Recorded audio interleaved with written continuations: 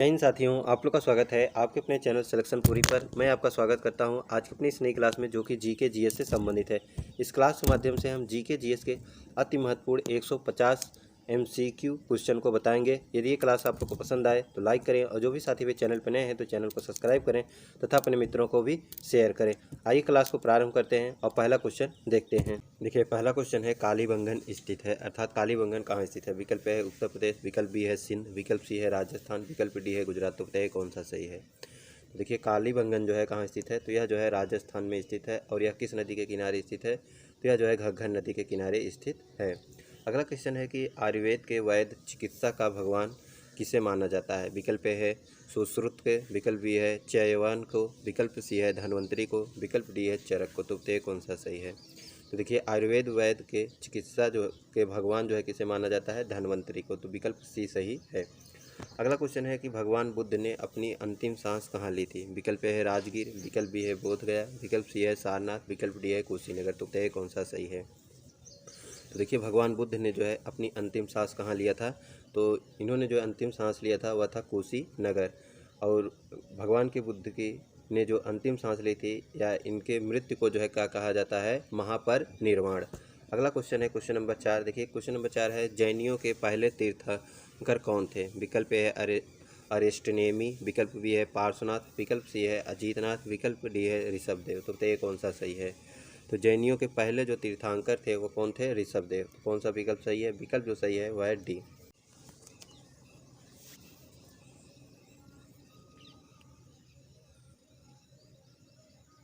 देखिए, अगला क्वेश्चन है क्वेश्चन नंबर 5। अशोक ने तृतीय बौद्ध संगीत कहाँ बुलाई थी। विकल्प ए है पाटलिपुत्र, विकल्प बी है मगध, विकल्प सी है कलिंग, विकल्प डी है सारनाथ। तो बताइए कौन सा सही है। तो देखिए, अशोक ने जो है तृतीय बौद्ध संगीत का आयोजन किया था, और इन्होंने जो है आयोजन कहाँ किया था, तो पाटलिपुत्र में जो है इन्होंने किया था।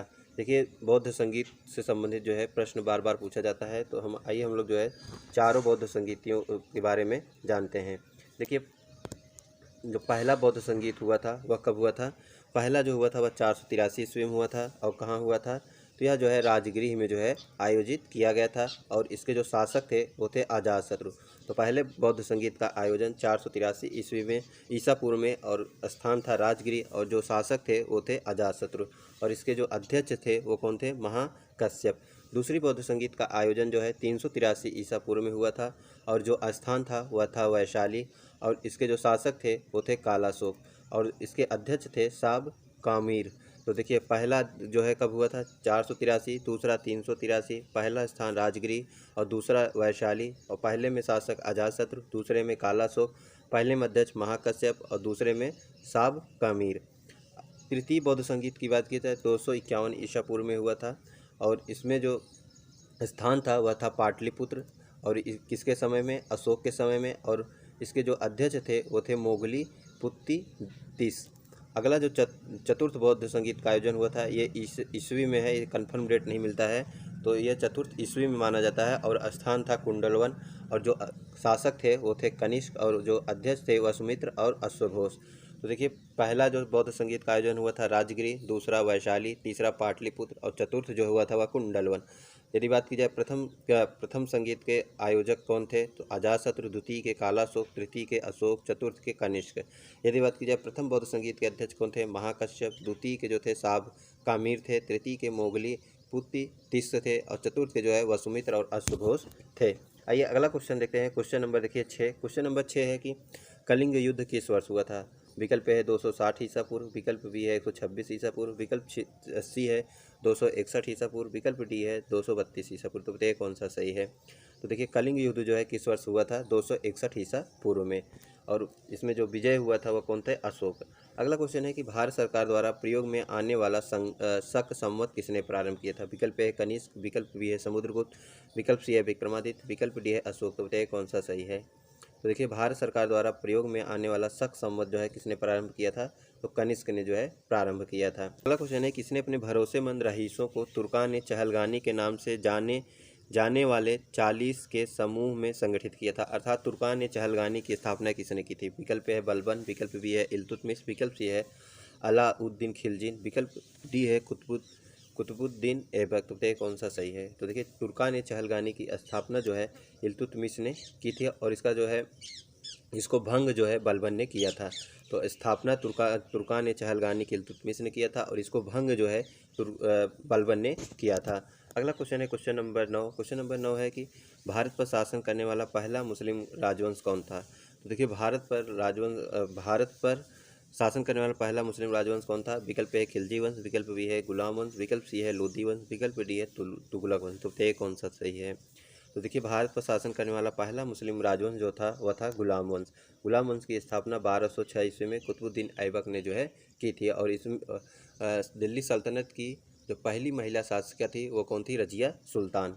अगला क्वेश्चन है क्वेश्चन नंबर 10। क्वेश्चन नंबर 10 है कि किस सुल्तान ने कृषि की देखभाल के लिए एक अलग विभाग दीवान ए अमीर कोही की स्थापना की थी। विकल्प ए है अलाउद्दीन खिलजी, विकल्प बी है खिज्र खान, विकल्प सी है तुगरील बेगू, विकल्प डी है मोहम्मद बिन तुगलक। तो ये कौन सा सही है। तो देखिए दीवान ए अमीर कोही जो कि एक कृषि विभाग से संबंधित था, इसकी स्थापना मोहम्मद बिन तुगलक ने जो है की थी। अगला क्वेश्चन है देखिए क्वेश्चन 11, दीन ए इलाही नामक नए धर्म की शुरुआत किसके द्वारा की गई। विकल्प ए है अकबर, विकल्प बी है जहांगीर, विकल्प सी है बाबर, विकल्प डी है हुमायूं। तो ये कौन सा सही है। तो देखिए दीन ए इलाही नामक नए धर्म की स्थापना जो है अकबर ने की थी। तो विकल्प ए सही है। अगला क्वेश्चन है देखिए किसने निम्नलिखित में से किसने मनसबदारी प्रथा को चलाया था। विकल्प ए है शाहजहां, विकल्प बी है अकबर, विकल्प सी है शेरशाह, विकल्प डी है जहांगीर। तो ये कौन सा सही है। तो देखिए मनसबदारी प्रथा की शुरुआत जो है किसने की थी, अकबर ने की थी। तो विकल्प बी इसमें सही है। अगला क्वेश्चन है कि चार मीनार का निर्माण किसके द्वारा किया गया था। विकल्प है हुमायूं, विकल्प बी है मोहम्मद कुली कुतुब शाह, विकल्प सी है अशोक, विकल्प डी है नरसिंहा। तो बताइए कौन सा सही है। तो देखिए चार मीनार का निर्माण जो है किसने किया था, मोहम्मद कुतुब शाह ने जो है किया था। अगला देखिए क्वेश्चन है कि बंगाल में स्थायी बंदोबस्त किसके द्वारा लागू किया गया था। विकल्प है रॉबर्ट क्लाइव, विकल्प बी है वारेन हेस्टिंग, विकल्प सी है वेजली, विकल्प डी है लॉर्ड कॉर्नवालिस। तो ये कौन सा सही है। तो देखिए बंगाल में स्थायी बंदोबस्त जो है किसने प्रारंभ किया था, लॉर्ड कॉर्नवालिस ने। तो भारत में जो है स्थायी बंदोबस्त का जनक किसे माना जाता है, तो लॉर्ड कॉर्नवालिस को जो है माना जाता है। अगला क्वेश्चन है कि किंग जॉर्ज पंचम और क्वीन मैरी के स्वागत के लिए 1924 में कौन सा स्मारक बनवाया गया था। विकल्प है बॉम्बे कैसल, विकल्प बी है छत्री ब्राइटन, विकल्प सी है विक्टोरिया मेमोरियल, विकल्प डी है गेटवे ऑफ इंडिया। तो ये कौन सा सही है। देखिए किंग जॉर्ज पंचम और क्वीन मैरी के स्वागत के लिए 1924 में कौन सा स्मारक बनाया गया था, गेटवे ऑफ इंडिया। तो विकल्प डी सही है। अगला क्वेश्चन है कि उस ऑपरेशन का नाम क्या था जिसके कारण हैदराबाद राज्य का भारत में विलय हुआ। विकल्प ए है ऑपरेशन गेटवे, विकल्प बी है ऑपरेशन एकता, विकल्प सी है ऑपरेशन सनराइज, विकल्प डी है ऑपरेशन पोलो। तो ये कौन सा सही है। तो देखिए हैदराबाद राज्य का जो विलय हुआ था और यह किस ऑपरेशन के द्वारा हुआ था, तो ऑपरेशन पोलो के नाम से जाना जाता है। तो विकल्प डी सही है। अगला क्वेश्चन है निम्नलिखित में से किस अधिनियम ने भारत के साथ व्यापार ईस्ट इंडिया कंपनी के एकाधिकार को समाप्त कर दिया। विकल्प ए है 1793 के चार्टर अधिनियम, विकल्प बी है 1813 का चार्टर अधिनियम, विकल्प सी है 1833 का चार्टर अधिनियम, विकल्प डी है 1773 का चार्टर अधिनियम। तो ये कौन सा सही है। तो देखिए भारत के साथ व्यापार पर ईस्ट इंडिया कंपनी के एकाधिकार को जो समाप्त किया था वह था 1813 का चार्टर एक्ट। कुछ नियम को छोड़ के जो है इसके द्वारा समाप्त हो गया और पूर्णतः जो है एकाधिकार कब समाप्त हुआ था, तो 1833 के चार्टर अधिनियम के द्वारा। देखिए अगला क्वेश्चन है कि क्वेश्चन नंबर 1857 का सिपाही विद्रोह किस गवर्नर के शासनकाल में हुआ था। विकल्प है लॉर्ड डलहौजी, विकल्प बी है लॉर्ड लीटन, विकल्प सी है लॉर्ड विलियम बेंटिंग, विकल्प डी है लॉर्ड कैनिंग। तो ये कौन सा सही है। देखिए 1857 का सिपाही विद्रोह जो है किस गवर्नर के शासनकाल में हुआ था, तो लॉर्ड कैनिंग के शासनकाल में हुआ था। तो विकल्प जो है डी सही है। देखिए अगला क्वेश्चन है कि जब ब्रिटिश भारत की राजधानी दिल्ली बना उस समय वायसराय कौन था। विकल्प है लॉर्ड कर्जन, विकल्प बी है लॉर्ड हार्डिंग, विकल्प सी है लॉर्ड मिंटो, विकल्प सी डी है लॉर्ड डलहौजी। तो तय कौन सा सही है। तो देखिए जब भारत की राजधानी दिल्ली बना था उसमें जो वायसराय था वह था कौन था, लॉर्ड हार्डिंग। और कब हुआ था, 1911 में जो है इसका अनाउंस हुआ था और 1912 में जो है यह लागू हो गया था, अर्थात दिल्ली राजधानी बन गई थी। अगला क्वेश्चन है कि महात्मा गांधी ने 1903 में दक्षिण अफ्रीका में किस अखबार की स्थापना की थी। विकल्प है इंडियन ओपिनियन, विकल्प बी है नव जीवन, विकल्प सी है यंग इंडिया, विकल्प डी है स्वराज हिंद। तो ये कौन सा सही है? तो देखिए महात्मा गांधी ने जो है 1903 में दक्षिण अफ्रीका में जिस अखबार की स्थापना की थी उसका नाम था इंडियन ओपिनियन। तो विकल्प ए सही है। अगला क्वेश्चन है कि अखिल भारतीय हरिजन सेवा संघ की स्थापना निम्नलिखित में से किस वर्ष हुई थी? विकल्प ए है 1919, विकल्प बी है 1932, विकल्प सी है 1942, विकल्प डी है 1928। तो ये कौन सा सही है? देखिए अखिल भारतीय हरिजन सेवा संघ की स्थापना 1932 ईस्वी में महात्मा गांधी ने जो है की थी। तो कौन सा विकल्प सही है? विकल्प बी सही है। अगला क्वेश्चन है कि भारतीय राष्ट्रीय कांग्रेस का पहला अधिवेशन कहाँ आयोजित हुआ था? विकल्प ए है लखनऊ, विकल्प बी है कलकत्ता, विकल्प सी है बम्बई, विकल्प सी है मद्रास। तो ये कौन सा सही है? तो देखिए भारतीय राष्ट्रीय कांग्रेस का पहला अधिवेशन जो है 1885 ईस्वी में बम्बई में आयोजित किया गया था और दूसरा जो है कहाँ हुआ था? कलकत्ता में। अगला क्वेश्चन है, देखिए क्वेश्चन है कि गांधी जी ने सत्याग्रह आंदोलन कब शुरू किया? विकल्प ए है 1919, विकल्प बी है 1917, विकल्प सी है 1934, विकल्प डी है 1909। तो तय कौन सा सही है? तो देखिए गांधी जी ने जो है पहला सत्याग्रह आंदोलन चंपारण से 1917 ईस्वी में किया था। तो विकल्प बी सही है। अगला क्वेश्चन है यंग इंडिया और हरिजन के संपादक थे? विकल्प ए है नेहरू, विकल्प बी है महात्मा गांधी, विकल्प सी है अम्बेडकर, विकल्प डी है सुभाष चंद्र बोस। तो तय कौन सा सही है? तो देखिए यंग इंडिया और हरिजन के संपादक जो है कौन थे? महात्मा गांधी। तो विकल्प भी सही है। अगला क्वेश्चन है स्वामी विवेकानंद ने वेलूर में रामकृष्ण मिशन की स्थापना किस साल में की थी? विकल्प है 1901, विकल्प बी है 1885, विकल्प सी है 1890, विकल्प सी है 1897। तो तय कौन सा सही है? देखिए स्वामी विवेकानंद ने जो है बेलूर में रामकृष्ण मिशन की स्थापना 1897 ईस्वी में की थी। तो विकल्प डी सही है। अगला क्वेश्चन है कि बारदोली सत्याग्रह के नेता कौन थे? विकल्प है डॉक्टर राजेंद्र प्रसाद, विकल्प बी है सरदार वल्लभ भाई पटेल, विकल्प सी है पंडित जवाहरलाल नेहरू, विकल्प डी है आचार्य जी बी कृपलानी। तो ये कौन सा सही है? तो देखिए बारदोली सत्याग्रह आंदोलन के जो नेता थे वो कौन थे? सरदार वल्लभ भाई पटेल। तो विकल्प भी सही है। वहीं की महिलाओं ने इन्हें सरदार की उपाधि दी थी।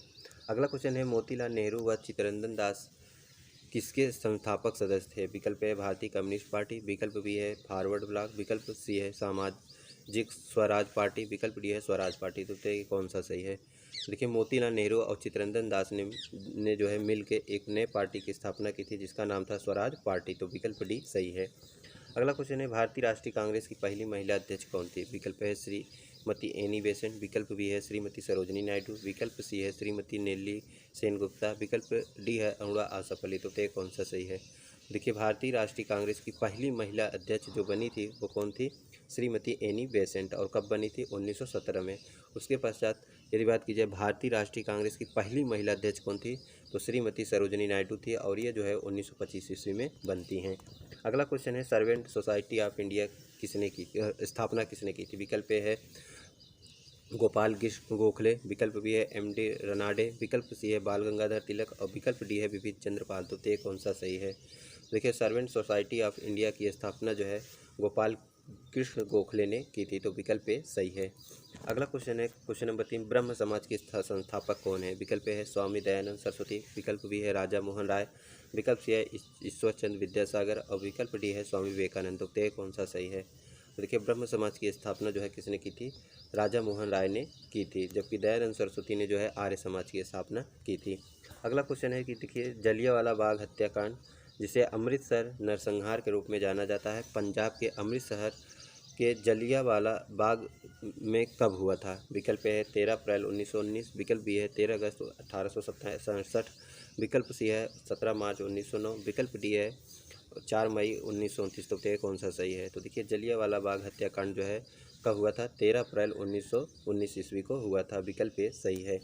अगला क्वेश्चन है देखिए कि हथियारों के माध्यम से ब्रिटिश शासन को पलटने के लिए काकोरी कांड की योजना 1925 में किसके सदस्यों द्वारा बनाई गई थी? विकल्प है गदर पार्टी, विकल्प बी है हिंदुस्तान रिपब्लिकन एसोसिएशन, विकल्प सी है भारतीय राष्ट्रीय कांग्रेस, विकल्प डी है भारतीय राष्ट्रीय सेना। तो ये कौन सा सही है? देखिए हथियारों के माध्यम से ब्रिटिश शासन को पलटने के लिए काकोरी कांड की योजना 1925 ईस्वी में जो है किसके सदस्यों द्वारा की गई थी? तो हिंदुस्तान रिपब्लिकन एसोसिएशन द्वारा जो है की गई थी। तो विकल्प बी जो है इसमें सही है। देखिए अगला क्वेश्चन है क्वेश्चन नंबर 33, किस वर्ष सरोजिनी नायडू द्वारा भारतीय राष्ट्रीय कांग्रेस अधिवेशन की जो है अध्यक्षता की थी? तो हमने आपको बताया 1925 ईस्वी में, तो विकल्प डी सही है। अगला क्वेश्चन है कि सिविल सेवा में चयनित होने वाले पहले भारतीय हैं? विकल्प है सत्येंद्रनाथ टैगोर, विकल्प बी है लाला लाजपत राय, विकल्प सी है सरोजिनी नायडू, विकल्प सी है CR दास। तो ये कौन से सही है इसमें? देखिए सिविल सेवा में चयनित होने वाले पहले भारतीय जो है कौन थे? सत्येंद्रनाथ टैगोर। अगला क्वेश्चन है कि भारतीय राष्ट्रीय कांग्रेस किस अधिवेशन में सर्वप्रथम तिरंगा फहराया था? विकल्प ए है कलकत्ता अधिवेशन 1920, विकल्प बी है नागपुर अधिवेशन 1920, विकल्प सी है लाहौर अधिवेशन 1929 और विकल्प डी है हरिपुरा अधिवेशन 1938। तो ये कौन सा सही है? देखिए भारतीय राष्ट्रीय कांग्रेस ने जो है सर्वप्रथम कब तिरंगा फहराया था? तो लाहौर अधिवेशन 1929 में, और यदि एग्जैक्ट डेट की बात की जाए तो 31 दिसंबर 1929 को। अगला देखिए क्वेश्चन है कि भारत सरकार अधिनियम 1919 जाना जाता है अर्थात किस नाम से जाना जाता है? मार्ले मिंटो सुधार, विकल्प बी है मॉन्टेग्यू चॉनफोर्ड सुधार, विकल्प सी है रेगुलेटिंग एक्ट, विकल्प डी है पिट्स इंडिया एक्ट। तो ये कौन सा सही है? देखिए भारत सरकार अधिनियम 1919 को जो है किस नाम से जाना जाता है? मॉन्टेग्यू चेम्सफोर्ड सुधार। इस समय जो मॉन्टेग्यू था यह सचिव था और चेम्सफोर्ड जो था वह था वायसराय। अगला क्वेश्चन है देखिए सरफरोशी की तमन्ना अब हमारे दिल में है किसके द्वारा लिखा गया है? विकल्प ए है मोहम्मद इकबाल, विकल्प बी है राम प्रसाद बिस्मिल, विकल्प सी है काजी जरूल इस्लाम, विकल्प डी है फिराक गोरखपुरी। तो ये कौन सा सही है? तो देखिए सरफरोशी की तमन्ना अब हमारे दिलों में है, यह जो है किसके द्वारा लिखा गया था? मोहम्मद इकबाल के द्वारा। तो विकल्प ए इसमें सही है। देखिए अगला क्वेश्चन है कि सती प्रथा को किसके द्वारा प्रतिषेध किया गया है? विकल्प ए है लॉर्ड रिपन, विकल्प बी है वारेन हेस्टिंग, विकल्प सी है कार्नवालिस, विकल्प डी है विलियम बेंटिंग। तो ये कौन सा सही है? तो देखिए सती प्रथा को जो है किसके द्वारा प्रतिषेध किया गया था? तो विलियम बेंटिंग के द्वारा जो है प्रतिषेध किया गया था। तो विकल्प जो सही है वह है जो है विकल्प डी जो है इसमें सही है। अगला देखिए क्वेश्चन है कि कैबिनेट मिशन भारत कब आया था? विकल्प ए है 1943, विकल्प बी है 1944, विकल्प सी है 1945 और विकल्प डी है 1946। तो ये कौन सा सही है? तो देखिए कैबिनेट मिशन जो है भारत कब आया था? 1946 ईस्वी में कैबिनेट मिशन भारत में आया था। यदि बात की जाए भारत छोड़ो आंदोलन कब प्रारंभ हुआ था? तो 1942 ईस्वी में। अगला क्वेश्चन है देखिए निम्नलिखित में से किसने तीनों गोलमेज सम्मेलनों में भाग लिया? विकल्प ए है भीमराव अम्बेडकर, विकल्प बी है वल्लभ भाई पटेल, विकल्प सी है एम मालवीय, विकल्प डी है गांधी जी। तो ये कौन सा सही है? तो देखिए तीनों गोलमेज सम्मेलनों में भाग लेने वाले व्यक्ति जो हैं वो कौन थे? डॉक्टर भीमराव अम्बेडकर। तो विकल्प ए सही है। देखिए अगला क्वेश्चन है कि किसने कहा था तुम मुझे खून दो मैं तुम्हें आज़ादी दूंगा? विकल्प ए सुभाष चंद्र बोस, विकल्प बी है बाल गंगाधर तिलक, विकल्प सी है लाला लाजपत राय, विकल्प डी है सरदार वल्लभ भाई पटेल। तो ये कौन सा सही है? देखिए तुम मुझे खून दो मैं तुम्हें आज़ादी दूंगा किसने कहा था? सुभाष चंद्र बोस ने। तो विकल्प ए इसमें सही है। अगला देखिए क्वेश्चन है भारतीय राष्ट्रीय कांग्रेस के कौन से अधिवेशन में गांधी जी अध्यक्ष नियुक्त किए गए? विकल्प ए कलकत्ता, विकल्प बी है मद्रास, विकल्प सी है बेलगांव, विकल्प डी है लाहौर। तो ये कौन सा सही है? देखिए भारतीय राष्ट्रीय कांग्रेस के एकमात्र अधिवेशन में जो अध्यक्ष बने थे गांधी जी वो था बेलगांव अधिवेशन, और यह जो है कब हुआ था? 1924 ईस्वी में। अगला क्वेश्चन है देखिए तमिलनाडु की प्रख्यात शास्त्रीय नृत्य कौन सी है? विकल्प ए है भरतनाट्यम, विकल्प बी है कथक, विकल्प सी है कुचिपुड़ी, विकल्प डी है मोहिनीअट्टम। तो ये कौन सा सही है? तो देखिए इसमें जो सही है वह है भरतनाट्यम। भरतनाट्यम जो है कहाँ का प्रख्यात शास्त्रीय नृत्य है? तो यह जो है तमिलनाडु का है, जबकि कथक जो है कहाँ का है? उत्तर प्रदेश का है। अगला क्वेश्चन है देखिए लावड़ी कौन से राज्य का लोक नृत्य है? विकल्प ए है बिहार, विकल्प बी है महाराष्ट्र, विकल्प सी है गुजरात, विकल्प डी है राजस्थान। तो ये कौन सा सही है? तो देखिए लावड़ी जो नृत्य है यह कहाँ का प्रसिद्ध नृत्य है? तो यह जो है महाराष्ट्र का है, जबकि घूंघर जो नृत्य है यह जो है राजस्थान का है। अगला क्वेश्चन है देखिए राउफ नृत्य किस राज्य या केंद्र शासित प्रदेश से संबंधित है? विकल्प ए है हरियाणा, विकल्प बी है पंजाब, विकल्प सी है राजस्थान, विकल्प डी है जम्मू कश्मीर। तो ये कौन सा सही है? तो देखिए राउफ जो लोक नृत्य है यह कहाँ से संबंधित है? यह जो है जम्मू कश्मीर केंद्र शासित प्रदेश से संबंधित है। अगला क्वेश्चन है लोकटक झील भारत के निम्नलिखित में से किस राज्य में स्थित है? विकल्प ए है सिक्किम, विकल्प बी है मणिपुर, विकल्प सी है असम, विकल्प डी है त्रिपुरा। तो ये कौन सा सही है? तो देखिए लोकटक झील जो है कहाँ पर स्थित है? तो यह जो है मणिपुर में स्थित है। अगला देखिए क्वेश्चन है क्वेश्चन नंबर 47, भारतीय संविधान में संविधान संशोधन करने की प्रक्रिया को कहाँ से लिया गया है? विकल्प ए है ब्रिटेन, विकल्प बी है संयुक्त राज्य अमेरिका, विकल्प सी है दक्षिण अफ्रीका, विकल्प डी है जर्मनी। तो ये कौन सा सही है? देखिए संविधान संशोधन की प्रक्रिया जो है कहाँ से लिया गया है? दक्षिण अफ्रीका से लिया गया है, और यह भारतीय संविधान के जो है भाग 20 और अनुच्छेद 368 में दिया गया है। देखिए अगला क्वेश्चन है, देखिए संयुक्त राज्य अमेरिका से जो है क्या लिया गया है, तो संयुक्त राज्य अमेरिका से जो है मौलिक अधिकार को लिया गया है। अगला क्वेश्चन है कि भारतीय संविधान में समवर्ती सूची संकल्पना कहाँ से ली गई है। विकल्प है जापान, विकल्प बी है कनाडा, विकल्प सी है ऑस्ट्रेलिया, विकल्प डी है फ्रांसी। तो बताइए कहाँ से संबंधित है। तो देखिए समवर्ती सूची जो है भारतीय संविधान में ऑस्ट्रेलिया के संविधान से लिया गया है। अगला क्वेश्चन है कि भारतीय संविधान को अंगीकृत किया गया। विकल्प है 26 जनवरी 1950, विकल्प बी है 26 जनवरी 1949, विकल्प सी है 26 नवंबर 1949, विकल्प डी है 31 दिसंबर 1949। तो कौन सा सही है। तो देखिए भारतीय संविधान को जो है कब अंगीकृत किया गया था, 26 नवंबर 1949 को जो है अंगीकृत किया गया था, और यह लागू जो है पूर्णतः कब हुआ था, 26 जनवरी 1950 को। अगला क्वेश्चन है, देखिए संसदीय शासन प्रणाली की व्यवस्था को कहाँ से लिया गया है। विकल्प ए है रूस, विकल्प बी है आयरलैंड, विकल्प सी है ब्रिटेन, विकल्प डी है अमेरिका। तो तय कौन सा सही है। तो देखिए भारतीय संविधान में जो है संसदीय शासन प्रणाली जो है कहाँ से लिया गया है, तो ब्रिटेन से लिया गया है। रूस से बात की जाए तो रूस से जो है मौलिक कर्तव्य को लिया गया है। आयरलैंड से बात की जाए तो नीति निर्देशक तत्व और मौलिक अधिकार को जो है अमेरिका के संविधान से लिया गया है। अगला क्वेश्चन है, देखिए भारत में बजट किस वायसराय के काल में लागू किया गया था। विकल्प है कैनिंग, विकल्प बी है डलहौजी, विकल्प सी है रिपन, विकल्प डी है एल्गिन। तो तय कौन सा सही है। तो देखिए भारत में जो है बजट जो है किस वायसराय के काल में लागू हुआ था, पहली बार कैनिंग के काल में 1860 ईस्वी में जो है लागू किया गया था। अगला देखिए क्वेश्चन है, अगला क्वेश्चन है कि भारतीय संविधान में धन विधेयक की परिभाषा किस अनुच्छेद में दी गई है। विकल्प है अनुच्छेद 53, विकल्प बी है अनुच्छेद 61, विकल्प सी है अनुच्छेद 110, विकल्प डी है अनुच्छेद 280। तो ये कौन सा सही है। तो धन विधेयक, जिसे आम भाषा में बोलचाल में बजट कहते हैं, इसका जो उल्लेख किया गया है भारतीय संविधान के अनुच्छेद 110 में किया गया है। अनुच्छेद 53 में क्या दिया गया है कि राष्ट्रपति जो है संघ कार्यपालिका की शक्ति जो है वह राष्ट्रपति में निहित होगी। अनुच्छेद 61 में दिया गया है राष्ट्रपति पर महाभियोग, और अनुच्छेद 280 में दिया गया है वित्त आयोग का गठन के बारे में प्रावधान किया गया है। देखिए अगला क्वेश्चन है, क्वेश्चन नंबर 53, निम्नलिखित में से किस संविधान संशोधन अधिनियम द्वारा प्रस्तावना में संशोधन किया गया। विकल्प है 21वां संविधान संशोधन अधिनियम 1967, विकल्प बी है 42वां संविधान संशोधन अधिनियम 1976, विकल्प सी है 40वां संविधान संशोधन अधिनियम 1978, विकल्प डी है 7वां संविधान संशोधन अधिनियम 1956। तो तय कौन सा सही है।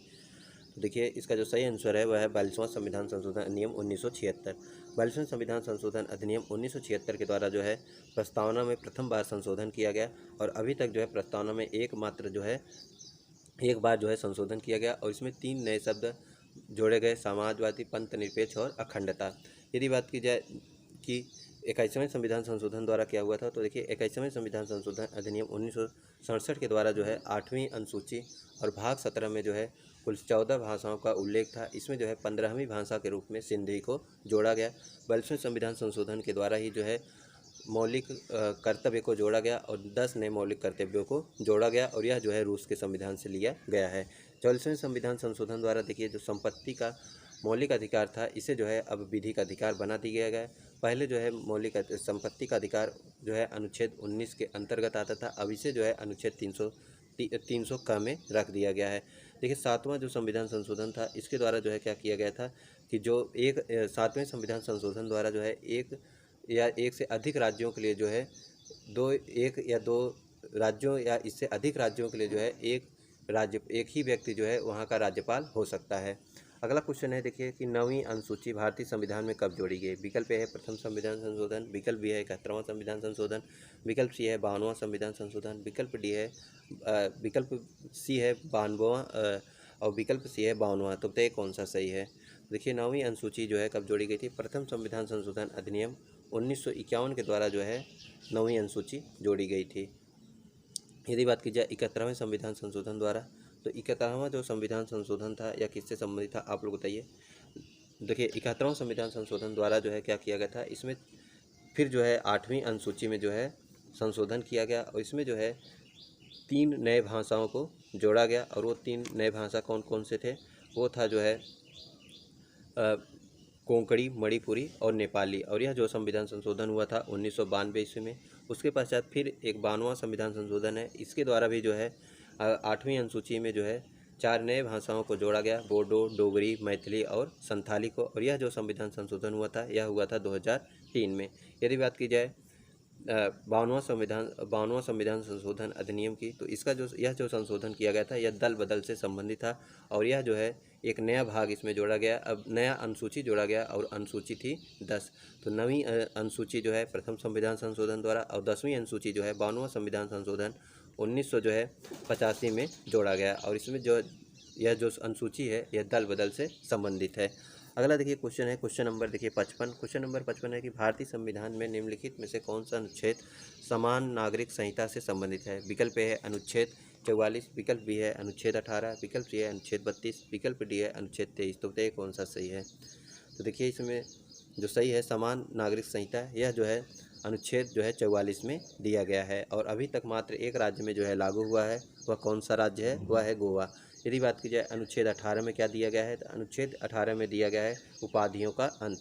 और अनुच्छेद 32 में जो है क्या दिया गया है, अनुच्छेद 32 में जो है संवैधानिक उपचारों का अधिकार जो है दिया गया है। और यदि बात की जाए अनुच्छेद 23 में, तो अनुच्छेद 23 में दिया गया है मानव के दुर्व्यवहार और बलात्श्रम का प्रतिषेध। अगला क्वेश्चन है देखिए क्वेश्चन नंबर 56। क्वेश्चन नंबर 56 है कि भारतीय संविधान के अनुसार भारतीय संविधान के अनुच्छेद 21 के अनुसार प्राण और दैहिक स्वतंत्रता का संरक्षण संदर्भित है। विकल्प है केंद्र सरकार, विकल्प है राज्य सरकार, विकल्प है भारतीय नागरिकों के मूल अधिकार, विकल्प डी है राज्य के नीति निर्देशक तत्व। तो तय कौन सा सही है। तो देखिए भारतीय संविधान के अनुच्छेद 21 के अनुसार प्राण और दैहिक स्वतंत्रता का संरक्षण दिया गया है। और इसका उल्लेख जो है भारतीय संविधान के अनुच्छेद जो है 21 में दिया गया है।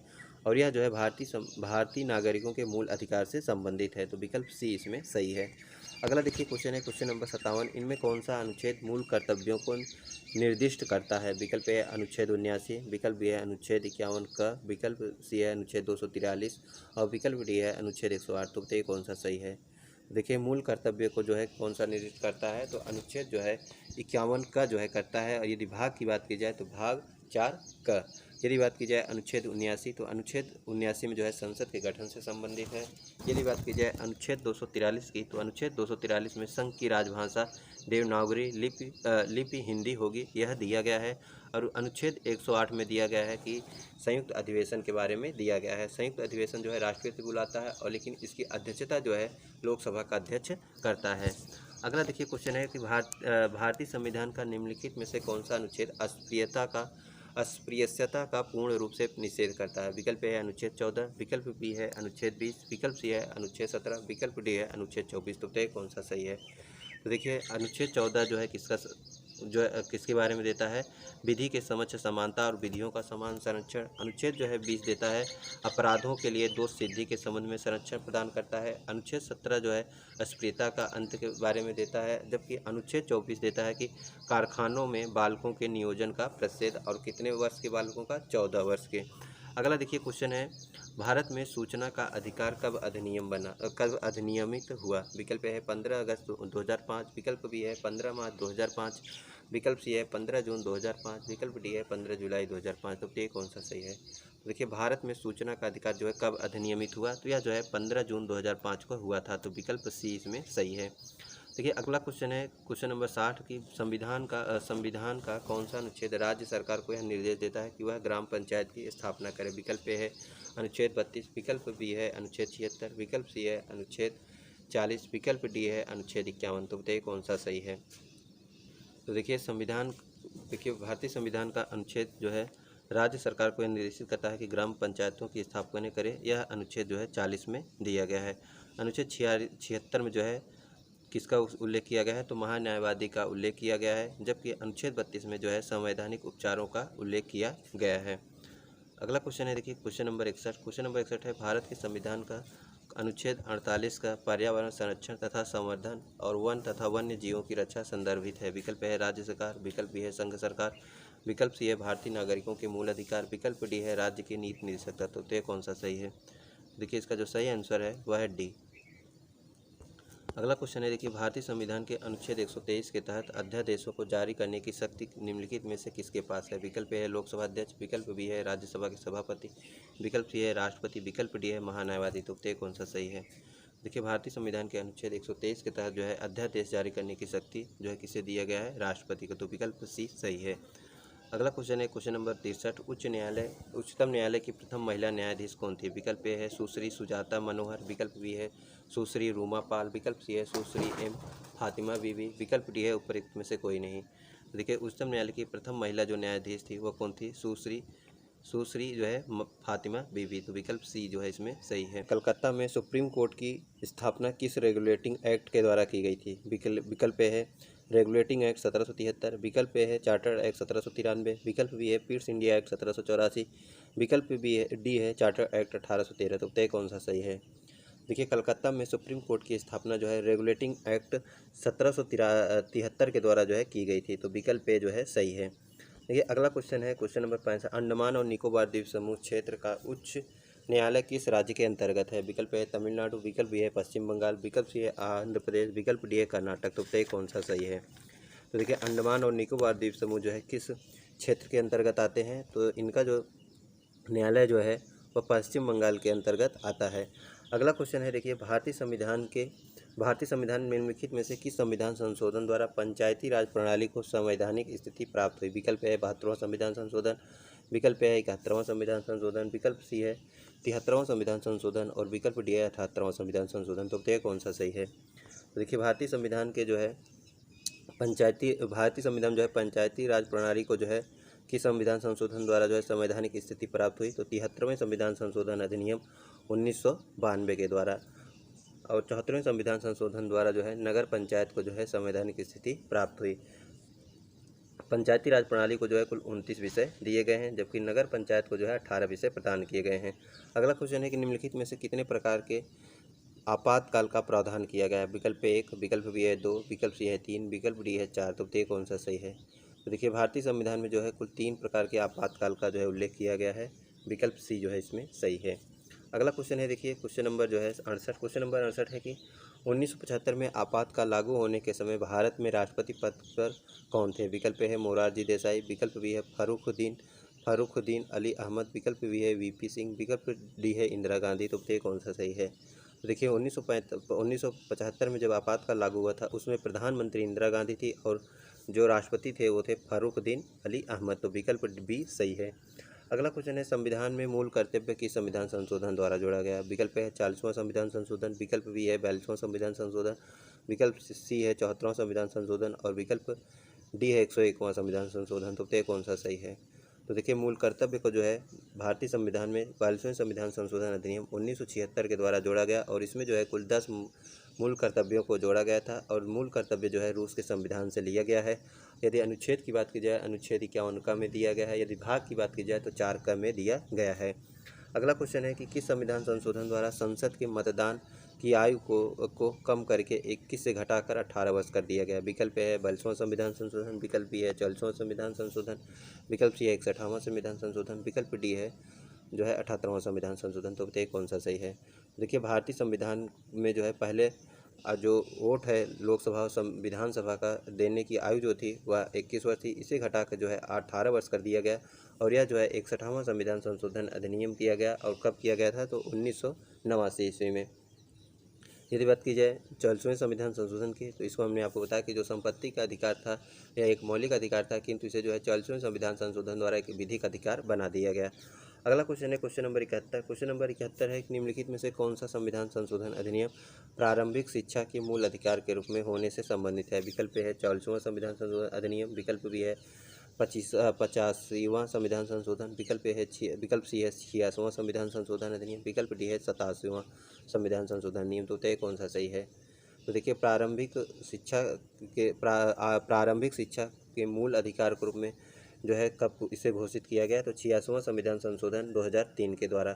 पहले यह जो है एक राज्य के नीति निर्देशक तत्व में था, किंतु इसे जो है 86वें संविधान संशोधन द्वारा जो है प्रारंभिक शिक्षा को जो है मूल अधिकार घोषित कर दिया गया। अगला क्वेश्चन है भारत और पाकिस्तान के बीच शिमला संधि पर हस्ताक्षर किए जाने वाला वर्ष है? विकल्प है 1972, विकल्प बी है 2001, विकल्प सी है 1965, विकल्प डी है 1971। तो ये कौन सा सही है? देखिए भारत और पाकिस्तान के बीच शिमला संधि जो है कब हुआ था? 1972 ईस्वी में। तो कौन सा विकल्प सही है? विकल्प ए सही है। अगला क्वेश्चन है कि बिग बैग सिद्धांत किसका वर्णन करती है? विकल्प ए है सौरमंडल की उत्पत्ति का, विकल्प बी है ब्रह्मांड की उत्पत्ति का, विकल्प सी है सितारों की उत्पत्ति का, विकल्प डी है आकाशगंगाओं की उत्पत्ति का। देखिए बिग बैंग सिद्धांत जो है किसकी उत्पत्ति का जो है वर्णन करती है? तो यह जो है ब्रह्मांड की उत्पत्ति की जो है वर्णन करता है। तो विकल्प बी इसमें सही है। अगला क्वेश्चन है क्वेश्चन नंबर 74, सौरमंडल का सबसे बड़ा उपग्रह कौन सा है? विकल्प है टाइटन, विकल्प बी है मिराडा, विकल्प सी है चंद्रमा, विकल्प डी है गैनमीड। तो ये कौन सा सही है? तो देखिए सौरमंडल का जो सबसे बड़ा उपग्रह है वह है गैनमीड। तो विकल्प डी सही है।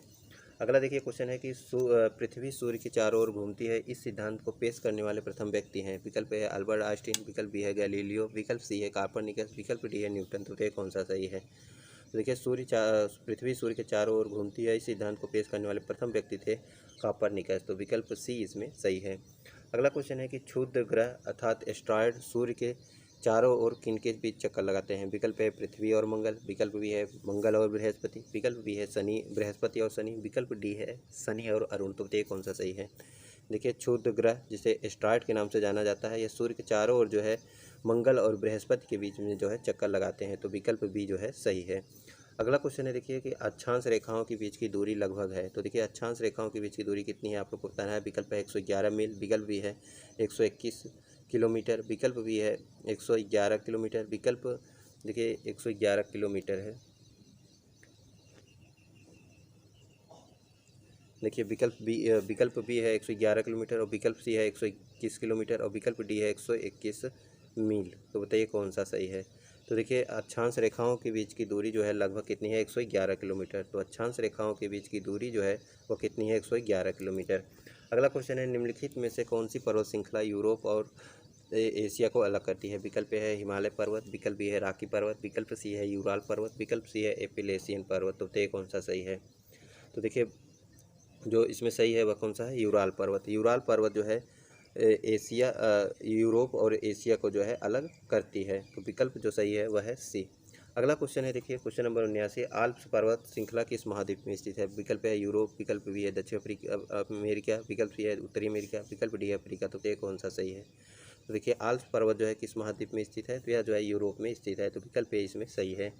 अगला क्वेश्चन है गोभी मरुस्थल विश्व का सबसे बड़ा मरुस्थल है, यह इसका एक निम्नलिखित में से किस देश में आता है? विकल्प है ऑस्ट्रेलिया, विकल्प बी है सऊदी अरब, विकल्प सी है मंगोलिया, विकल्प डी है मेडागास्कर। तो ये कौन सा सही है? देखिए गोभी मरुस्थल जो है मुख्यतः चीन में पाया जाता है, लेकिन कुछ हिस्सा इसका जो है इसमें पाया जाता है मंगोलिया में। तो विकल्प सी इसमें सही है। अगला क्वेश्चन है देखिए क्वेश्चन नंबर 81, संसार की छत किसे कहा जाता है? विकल्प है इंदिरा स्थल, विकल्प बी है कंचनजंगा, विकल्प सी है पामीर पठार, विकल्प डी है इंदिरा कोल। तो ये कौन सा सही है? देखिए संसार की छत जो है किसे कहा जाता है? पामीर के पठार को। तो विकल्प सी इसमें सही है। अगला क्वेश्चन है निम्नलिखित में से किसे भूमध्य सागर का लाइट हाउस अर्थात प्रकाश घर कहते हैं? विकल्प ए है पश्चिमी द्वीप समूह का माउंट पीली, विकल्प सी है इटली का विसुवियस, विकल्प सी है सिसिली का स्ट्रोम्बली, विकल्प डी है मैक्सिको का पेराक्यूटिन। तो ये कौन सा सही है? देखिए भूमध्य सागर का लाइट हाउस अर्थात भूमध्य सागर का प्रकाश घर जो है किसे कहा जाता है? सिसिली का स्ट्रोम्बली। तो विकल्प सी इसमें सही है। अगला क्वेश्चन है देखिए क्वेश्चन नंबर 83, क्वेश्चन नंबर 83 है पृथ्वी के तल के नीचे पिघले हुए चट्टान को क्या कहा जाता है? विकल्प है बेसाल्ट, विकल्प बी है लावा, विकल्प सी है लैकोलिथ, विकल्प डी है मैग्मा। तो देखिए पृथ्वी के नीचे पिघले हुए चट्टान को जो है क्या कहा जाता है? मैग्मा। तो विकल्प डी जो है इसमें सही है। अगला क्वेश्चन है कि कौन सा जल डमरू मध्य भूमध्य सागर को अंटार्कटिक महासागर से जोड़ता है? विकल्प है जिब्राल्टर, विकल्प बी है बोनोफैसियो, विकल्प सी है कर्च, विकल्प डी है मैसीना। तो ये कौन सा सही है?